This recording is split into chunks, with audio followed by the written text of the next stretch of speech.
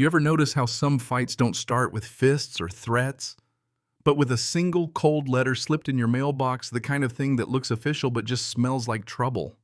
Yeah. Well, by the time the sun set on the day I got that letter, I'd been arrested, fake cuffed, and declared public enemy number one by the HOA that didn't even exist when my family first put fence posts in this dirt back in 1947, long before anybody thought you could own a view or charge for wildflowers. Let me back up a sec. That morning started like any other, with frost biting at my boots, wrench in hand, patching up an irrigation valve that belonged to my granddad before I could even spell subdivision. Most folks around here were just waking up to burnt coffee and news, but I'd already fed the horses, milked the cows, and was half a mile down the southern fence when Caleb, my ranch hand, flew across the pasture looking spooked. Cops at the front gate, he hollered, and sure enough, there they were, 2 county cruisers, lights off, but attitudes on. The deputy, mid-30s, fresh boots that I saw this on TV look asked if I was Clint Weston. Told me somebody called 911 saying I was trespassing on HOA land with a gun digging trenches like I was prepping for a siege. I almost laughed right there. You mean the irrigation ditch?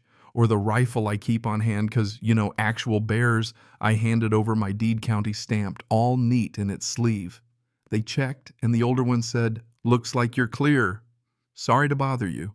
I could have let it go, but I knew exactly who'd called Karen Houseman, queen of the clipboards, with her binoculars and Botox smile waving from her developer's castle like she owned the valley.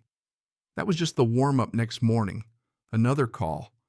Possible squatter, then unpermitted construction, then open flames near homes. Always anonymous, always vague. I started a log 6 calls in 3 weeks.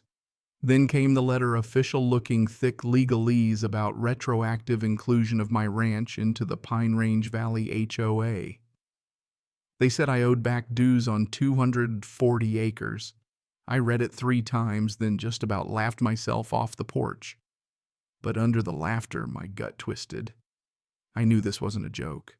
I marched right down to the HOA office, fake log cabin smell, receptionist trained to smile but not to care.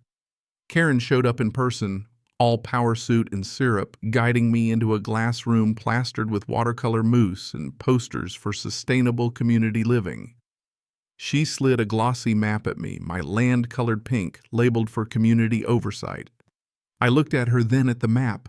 No official stamp, no surveyor's mark, just an HOA logo and a watermark that meant nothing. "It's pre-certified," she crooned, "soon to be county approved." I nearly choked. "You threaten me with a fake map and think I'll roll over." She stiffened. "Failure to comply may result in lien placement and reassignment." I grinned. "Oh, honey, you don't know who you're dealing with."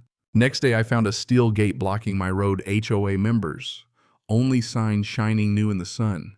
County said the road was public, so I chained it to my front loader and ripped it out. 2 hours later, I was in handcuffs, detained by guys in cheap uniforms, badges that looked fresh off Etsy. The real deputy showed up, took one look, and arrested them. Instead, turns out they worked for a rural safety patrol run out of the HOA office, not the county. That night, I called Marshall, my old friend from the AG's office. "You're going to want to see this," I told him, and started scanning everything, fake maps, fake letters, footage from the tractor. The next morning, my mug showed up in the local news, rancher arrested in HOA feud. Karen probably saved that screenshot. Meanwhile, deputies kept showing up now with phony badges and printouts.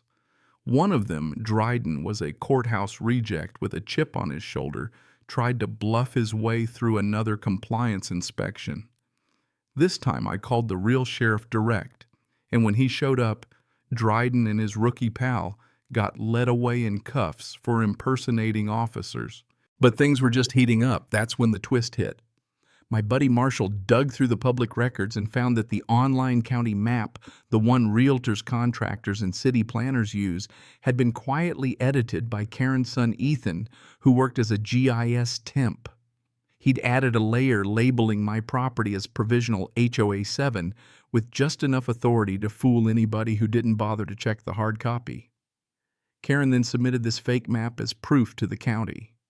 No signatures, just a forged stamp from an engineer who'd retired years ago. This wasn't neighborhood drama.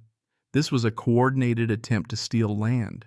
I filed every complaint I could, had my land resurveyed by Tom Ryle, the one honest surveyor in the valley who certified the HOA's map as total garbage. Wrong contours, buffer zones from a 2018 proposal PDF, not reality. That night as I came home, I saw headlights creeping around my lower pasture. 3 vehicles, no markings guys, cutting power lines to my well. I crept down, shotgun in hand, called out, "Don't move." They froze. When the sheriff arrived, one of the would-be saboteurs turned out to be Dryden again, out on bail this time with fake utility work orders. They got booked for attempted tampering, trespassing conspiracy to commit fraud. Now it was my turn to go on offense. I marched back into the HOA office this time as a concerned landowner and demanded legally the right to inspect their records. Found a shell company called Western Environ Enforcement Group, over $100K in security payments from HOA funds, all run by Karen herself. Meeting minutes called for enforcement optics and absorbing unregistered parcels. That was the smoking gun. That. Marshall nearly dropped his phone when he heard. "This is RICO territory," he said. We filed the lawsuit the next morning. Fraud, coercion, impersonation, civil racketeering. Karen rolled up to my gate, red BMW, spitting gravel, screaming, "You snake? You're not even in our district." "Exactly," I said. "And that's the problem." She tried to force the gate. I'd reinforced it. She left furious. Local news blew up. Neighbors started calling, telling me their own HOA horror stories, satellite dishes, driveway paint threatened fines for visible mailboxes. I added it all to the case file. Karen doubled down, sending drones over my cattle, filming my barns. I shot one down, handed the footage to the judge. At the injunction hearing, Marshall put every piece on the screen: fake security payments, maps, drone footage, emails, even voice memos from Karen bragging about breaking resistance with tactical presence. Judge granted a full restraining order, referred everything for criminal investigation, called out Karen's team for ambition without law. Yeah, that happened. Karen didn't stop, taped eviction notices to my gate, called me unregistered occupant, tried to hide in the office. The sheriff had to drag her out to serve papers. Then the state AG's office moved in, seized computers, combed through every file, even subpoenaed former board members. The kicker, a former treasurer flipped, dumped meeting logs, receipts, voice memos, the whole rotten mess. Turns out Karen wanted the HOA to look seamless from satellite, even if it meant breaking every law in the book. By the end, Karen was in cuffs, perp walked by real marshals. Her goons got jail time.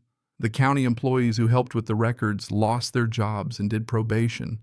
I got awarded $1.2 million in damages, enough to cover lost crops, legal bills, stress, and frankly, way more apology than I needed. Didn't care about the money, just wanted my gate back. So I built it myself.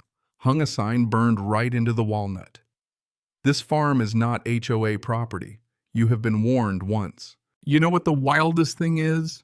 A week later, a neighbor showed up, coffee in hand, said his cousin got hit with the same HOA stunt. Don't know where to turn. I said, "You do now."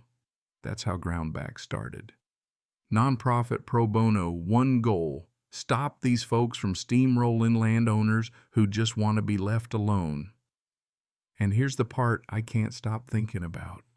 If folks like Karen can nearly get away with it in the open, how many more get chewed up because they don't have a voice or a buddy at the AG's office or just a little fight left in them? So tell me, what would you have done?